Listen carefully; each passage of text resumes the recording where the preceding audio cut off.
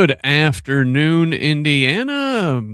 Welcome to This Week at the Indiana Statehouse with MADVoters. My name is Scott Aaron Rogers from the Progressive Indiana Network and the Who's Left podcast. And unfortunately, this afternoon, we don't actually have anybody from MADVoters. Director of Advocacy, Katie Rector, was supposed to be here with me this afternoon. She has come down ill. Hope she feels better soon. So send good thoughts her way that she gets better quickly. Her backup is also in an event this afternoon. So just me. We're going to have a abbreviated episode. I did want to just give everybody an update on where we're at, some of the bills we've been tracking over the course of this session. Now, there is only a week to go, and we're going to get into that a little bit. First, let me tell you about MADVoters. For those of you who are not familiar, an indispensable organization without whom I could not do my work. They track legislation going on in the Indiana State House, among very many other things. But right now, during the session, that is what they're up to, letting us know what is going on, which bills are moving through, which bills are being struck down, where they stand in their committee. Are they in the House? Are they in the Senate? Who do you need to talk to if you support a bill? If you don't support a bill, how to get a hold of your legislators. Great website, very informative. MADVoters is a nonprofit, Indiana based, focused on empowering civic engagement and progressive policies through state level education, outreach, and advocacy. It is local, it is volunteer powered. They're not part of a national organization and not part of any political party. Um, Now, like I said, their fantastic website is very well done, very good. Great graphic design people, by the way. Great infographics. But what we're going to be focusing on mostly today is their bill tracker. Now, this tool allows you to follow along with all the bills that they're tracking, view upcoming actions, see where each bill stands, and review simplified bill explanations. And like I said, gives you all the information you need to contact your legislators in one easy tool. There's a great, easy, mobile-friendly view, as well as a deep dive spreadsheet for those of you who really like to get into the weeds. Now, this has been a shortened session at the Indiana State House this year. Like I said, we're coming up on only a week to go. As is, this is not a budget year, so it was a shortened session. And then we had the redistricting push in December, which ate a couple weeks out of the session there as well. So our legislators have been on a really compressed timeline, moving things through really fast. All the folks at MADVoters have been doing incredible work tracking everything. So let's look at where we are in the legislative process. Like I said a couple times already, we've only got a week to go. So everything that originated in the House that is still alive has since crossed over and passed into the Senate, where things are being heard in committee. Then they receive a full vote in that chamber. Likewise, vice versa, the other bills that have originated in the Senate, anything that's still alive has since crossed over and is being debated in the House. Got assigned to a committee. Did it make it out of committee? We'll find out. Then it gets a full hearing, and anytime amendments are made, then it goes back to the original chamber for something called concurrence. We'll talk about that a little bit later on in the show. So, like I said, it's going to be an abbreviated one this week. Just me, none of our fun banter. So let's look at where we are in the process now. This past Thursday was the committee hearing deadline. So anything that did not make it out of its committee is now dead. And keep in mind, language from dead bills can be resurrected as amendments later on. This is like zombie language. Katie and I and some of the other advocates with Mad Voters have talked about this over the course of the year. This is the way things can sneak back up. So you got to keep an eye on some of these bills that have been defeated. That language can reappear elsewhere.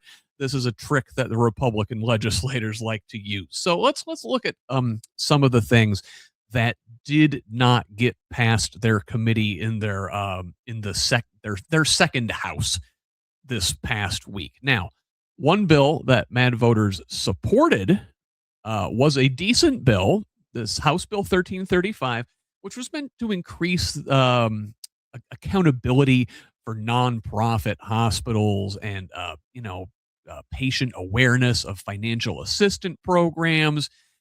It would have required these nonprofit hospitals to provide community benefits that exceed the value of their tax exemptions and mandate, like we said, that the hospitals proactively inform patients about financial assistance and charity programs. This was a decent bill, but it did not pass out of committee. This bill is no longer, it has ceased to be. Bad news there. Another one that was a good bill, had Mad Voters support, originated on the other side of the hall there. This is Senate Bill 85, another healthcare related bill. Now, this one was a bipartisan bill written by Senator Ed Charbonneau from Valparaiso and Indianapolis Democratic Senator Patty Cadora. It would have protected patients from aggressive medical debt collection practices while requiring greater transparency and financial assistance options from hospitals. It would have required hospitals to offer payment plans to eligible individuals and publicize clear information about those options. Again, a very similar bill to the one that originated in the House. Unfortunately, like its counterpart, House Bill 1335, Senate Bill 85 did not pass out of House committee. It is no more. It has ceased to be. Very bad news there. But there is some good news because a couple of bad bills failed to get out of committee this week. And these were a couple really high priority, high alert bills that had potential very negative consequences had they passed. These were ones we have talked about in this series many times over the weeks of this session. Let's look at Senate Bill 182.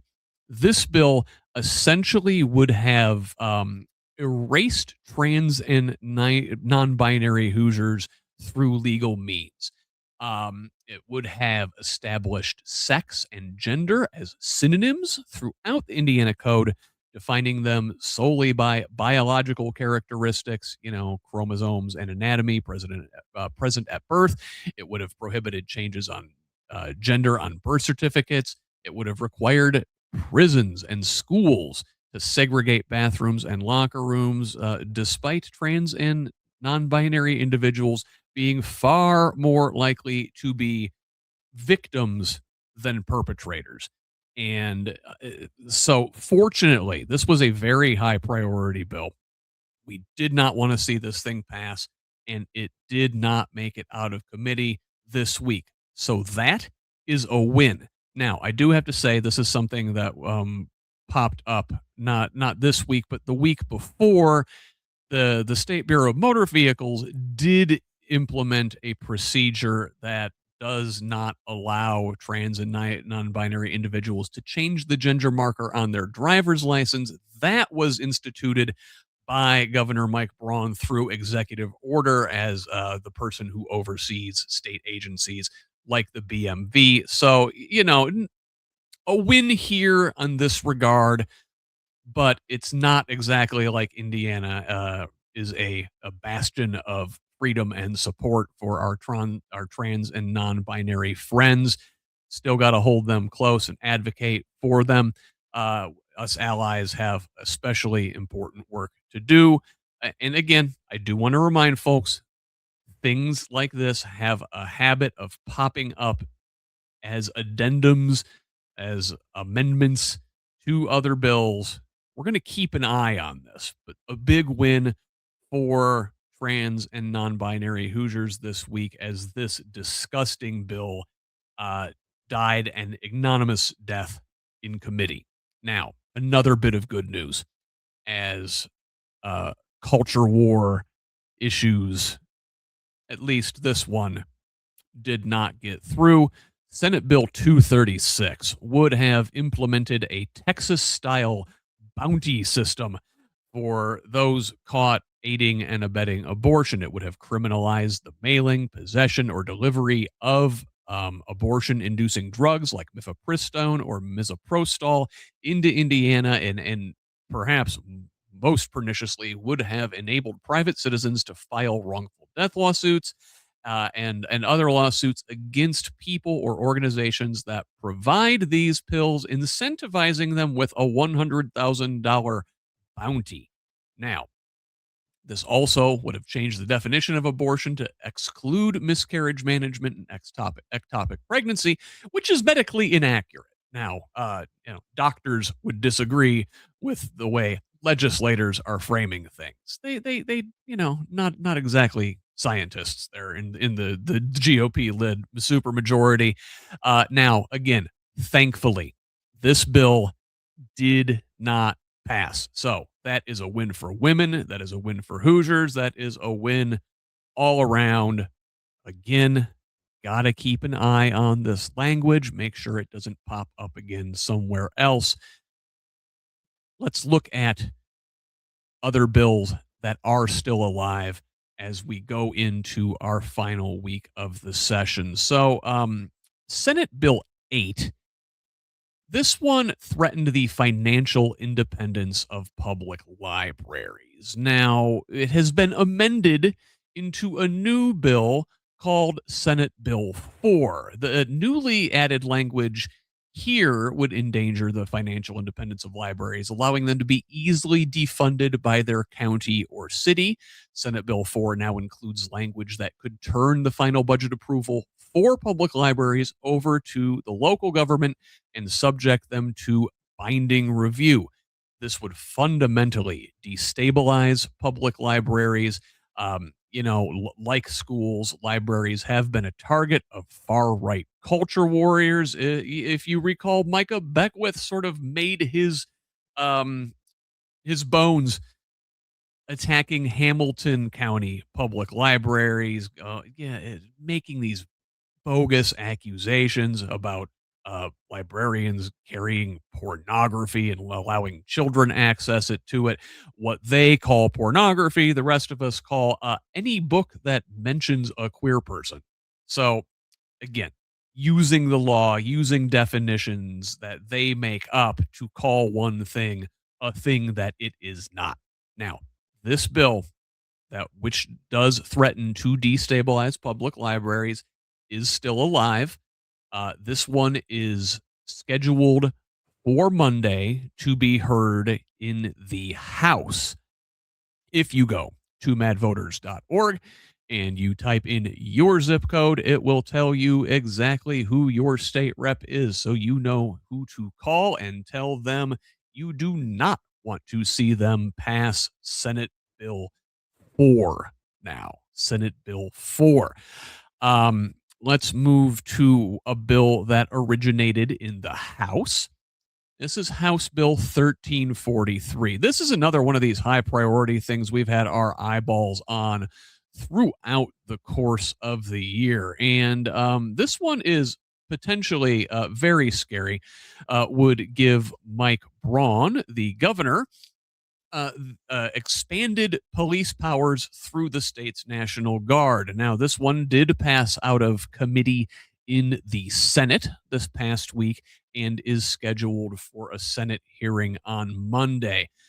This bill would allow the National Guard's leader, the adjutant general, to establish a quote, military police force of members who can make arrests, conduct searches and seizures, and carry firearms and exercise other police powers. Now, the governor would be able to order this force to active duty, deploy them anywhere in the state in case of war or disaster, or perhaps most suspiciously, quote, at any other time the governor considers necessary.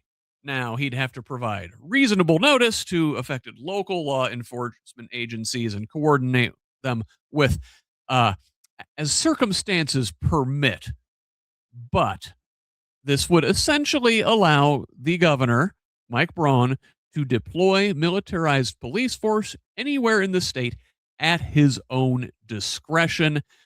Quoting from an article in the Indiana Capitol Chronicle, um, here is Bloomington Democratic Rep Matt Pierce saying, quote, "It's insulting enough to have an invading force dropped into your community because somebody doesn't like your politics, but now it's resulting in people getting killed. It's not a hypothetical idea."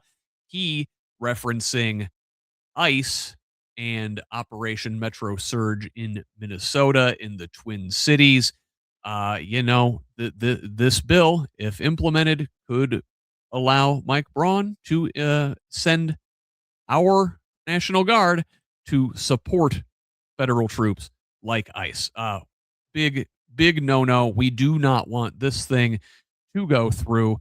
Again, this one made it through the Senate, made it through House committee. Sorry, got that backwards. This was a House bill. Made it through the House, made it past Senate committee, and is due to be scheduled before the full Senate on Monday. Contact your state senators. Another one here, House Bill 1423, a thing that we have been tracking over the course of session, and even before that, because we knew this thing was coming down the pipe. The legislature last year sort of got the ball rolling on a takeover of Indianapolis public schools. They're trying to get this thing codified now. House Bill 1423 would greatly reduce the decision-making power of Indianapolis public schools' democratically elected school board and transfer it to an all-appointed board, which, if you've been following what we're doing here, this board would be appointed by the mayor and is heavily influenced by pro-charter school privatizer interests. Not only is this taxation without representation, but it adds another costly layer of bureaucracy. This thing passed out of Senate committee also this past week and is scheduled for a full reading in the Senate on Monday. Another major bill that we've been tracking, which it is sort of tangentially related to schools, is Senate Bill 76. This one, if I may bring up our graphic here, very long description there for us to read. But this bill would mandate that Indiana law enforcement, public schools, universities, and local governments must comply and cooperate with federal immigration authorities and agencies, including ICE, or be sued for $10,000 per violation. It also contains language which would prohibit employers from hiring undocumented people, which is already illegal at the federal level. This is mostly about mandating that local governments and especially schools cooperate with ICE. Now, this one is one vote away from reaching the governor's desk. Here, I'm going to quote from Fox 59, where they say, excuse me, all local law enforcement agencies in Indiana will need to comply with ICE detainer requests. Democrats say they're concerned the bill places what should remain a federal responsibility into the hands of state and local officials. My state senator, Shelley Yoder of Bloomington, said, quote, "Every single employee in these government entities are going to have to serve as an extension of a federal enforcement agent. What we're doing here is asking law enforcement agents to not uphold the Constitution." You see what she's saying is that this is the federal government's purview, not the state government's purview, and plainly violates the separation of powers in the Constitution. Of course, Attorney General Tondro Kita said, "Oh, well, there is no big new mandate or anything different a school system in this state has to do other than simply cooperate with law enforcement that does have a right to get someone who doesn't belong here out." Again, we're talking about schools, we're talking about students. Um, are we allowing ICE into our schools to pull kids out willy nilly? We've seen what they've done in Minnesota. We see the way they abducted that poor Liam Ramos, the kid in the bunny hat, and sent him down to Texas with his father, and kept him there for a couple weeks. Well, it's bad enough that that traumatizes that child and that family. We're going to traumatize all of their classroom now too. Very, very concerning bill, and this is just one vote away from the governor's desk. Now, staying on bills that originated in the Senate and have now passed on to the House, let's look at Senate Bill 1. This was the Senate's priority bill. In fact, it was the state Senate's only priority bill. And this leans into the myth of waste, fraud, and abuse, which as you know, was the excuse in many ways that the feds used to crack down on Minnesota. Indiana does not have a fraud problem with state services, but alas, and now I'm quoting from the Chicago Tribune, who had a good write up on this thing this past week. Senate Bill 1, authored by State Senator Chris Garton of Charlestown, one of the true ghouls in the state government, was filed to prevent fraud and contain state spending on welfare programs because, quote, Americans are outraged by the billions of dollars of welfare fraud in our nation, and the Minnesota scandal, LOL, is Exhibit A. This is according to Garton's press release, with some comments in there added by me. Now, Minnesota, reading again from the Tribune, has been under the spotlight for years for medical fraud or Medicaid fraud, including a massive $300 million pandemic fraud case involving the nonprofit Feeding Our Future. Prosecutors said it was the country's largest COVID related fraud scam and that defendants exploited a state run, federally funded program intended to provide food for children. Now, listen, this was already being taken care of and prosecuted in 2022 during the Biden administration. 47 people were charged. The number of defendants has grown to 78 throughout the ongoing investigation. So far, 57 have been convicted, either because they pleaded guilty or lost at trial. We should note that as even though this case was used to crack down on Minnesota and to surge a bunch of federal troops there on the premise of, going after Somalis, the ringleader of this fraud was a white woman. Now, back to Indiana, Garton said the purpose of this bill is to close loopholes within Medicaid and Supplemental Nutrition Assistance Program, as well as complying with federal requirements under Trump's big stupid budget bill that passed over the summer last year. What really would go on is this would impose harsh administrative burdens on the recipients and will expand the harms of the big so-called beautiful bill. It will cost the state money and cover fewer people's health care and food access, especially for those who are pursuing an education, low-income parents, and seniors and immigrants. And this travesty of a bill is scheduled for a vote in the House on Monday. Now, another one. This one, sneaky, breaking news this week. House Bill 1359. Now, what they've done here is amended. This bill had crossed over, made it out of the House, gone through the Senate, and gone into the Senate Elections Committee. And while there, it was amended to cut early voting from 28 days to just 16 days. Slashing the early voting window will lead to even longer lines at the polls and ultimately disenfranchise voters in a state that already has notoriously poor voter turnout and engagement. And additionally, the primary is only a couple months away. These changes would disrupt the May primaries and overburden our county clerks who will have to make these last minute administrative adjustments. Because this was slipped in as an amendment in a Senate committee after having passed out of the House, there was never an opportunity for public comment.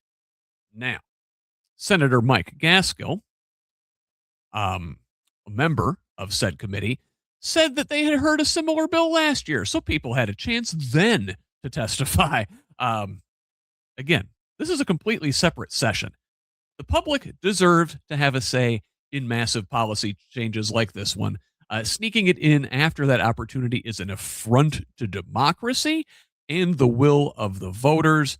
In 2024, 32% of voters in the state of Indiana voted early. Over a third of Indiana counties reported wait times longer than 30 minutes. Shortening the early voting window will create longer lines. It will reduce voter participation. Again, we already said our voter turnout in this state is trash. We already have very short voting hours. You can, if you vote on election day, if you have to work on election day, you can go very early in the morning before work, or if you work traditional, say 9 to 5 hours, our polls close at 6 p.m. That does not give you a lot of time to make it after work. Republicans know that their policies are unpopular. The more people that come out to vote means the more chance that they will be defeated. They're putting their thumbs on the scales. Again, we didn't have a chance to testify on this, and yet it is scheduled for a vote in the Senate on Monday. So that's all of the bills I really wanted to talk about this week. I do want to review the legislative process a little bit here because I mentioned concurrence earlier. So what's going to happen is Monday and Tuesday this week, we'll see a lot of bills finish crossover and head back to their original chamber. Like we said, this is the last week of session. So everything's going to have to go through really, really quickly. Anything that's got to finish crossover and head back to its original chamber is going to have to go through concurrence. If the bill was amended during crossover, the originating chamber has to vote on whether or not to accept these changes. This is the concurrence process. If no changes were made, the bill skips this step. It is eligible to be signed by the governor. The projected deadline is this coming Friday, February 27th. Now, if the original chamber does not agree to the changes presented by the opposite chamber, a special process begins, a conference committee. This is a small group that is formed to adjust the bill into a version that is acceptable for both chambers, sort of reconciling the changes and amendments that were made in the two chambers. Now, these conference committees have a lot of power in shaping legislation. They differ from regular committees in that they are initially made up of 4 voting members, 2 representatives, and 2 senators, 1 Democrat and 1 Republican from each chamber. Now, the bill author usually serves as the chairperson on this conference committee. Well, they have a lot of power. They can remove committee members and appoint their choice regardless of party. So what happens here is this often leads to conference committees that are made up of 4 Republicans in the end with no Democratic representation. These do not include public hearings. So once the conference committee prepares a new version of the bill, it is presented to both chambers for a vote. If they both pass it, then it's eligible to be signed into law by the governor. These committees are a quick process. It's done mostly behind closed doors. They lack transparency. They are easily weaponized by the supermajority to insert unpopular provisions from dead bills into a conference committee bill at the last minute, again, circumventing public comment. So this is a case where that zombie language I was talking about, these dead bills, can come back to life. and find its way into these bills at the last minute without an opportunity for the public to comment. So it will be imperative over this last week to keep up on things, know where they're at in the process, and know who to get a hold of.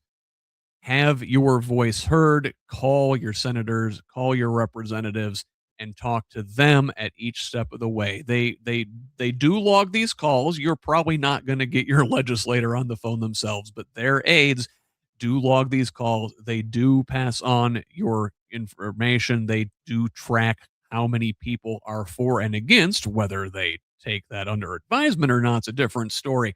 But we do have opportunities to still push for, to advocate good bills, and to tell our representatives that we do not want to see them pass these bad bills again. Mad Voters website, that is madvoters.org, is the best place to go for updates, for calls to action, for that information, to find out who your senator or representative is, a direct phone number where you can call them and make your voice heard. Like I said before, this session is even shorter than normal. It means our opportunity for comment is narrower than usual. Our opportunity to voice our pleasure or displeasure with our representatives is shorter than usual. The Mad Voters Bill Tracker gives you all of that information. And you know, we're past the point of public testimony at this point, but like I said, you can call your legislators directly and let them know how you feel. So again, a shortened episode here today. Hopefully, Katie will be feeling better and we can talk next week at this point when, uh, by all accounts, the session should be over and we can fully recap what happened this year in the Indiana State House. But until that time, I'm going to go ahead and sign off. Thank you all for joining me, for paying attention, and thank you for engaging in the democratic process. Until next week, thank you very much. Love each other, Indiana.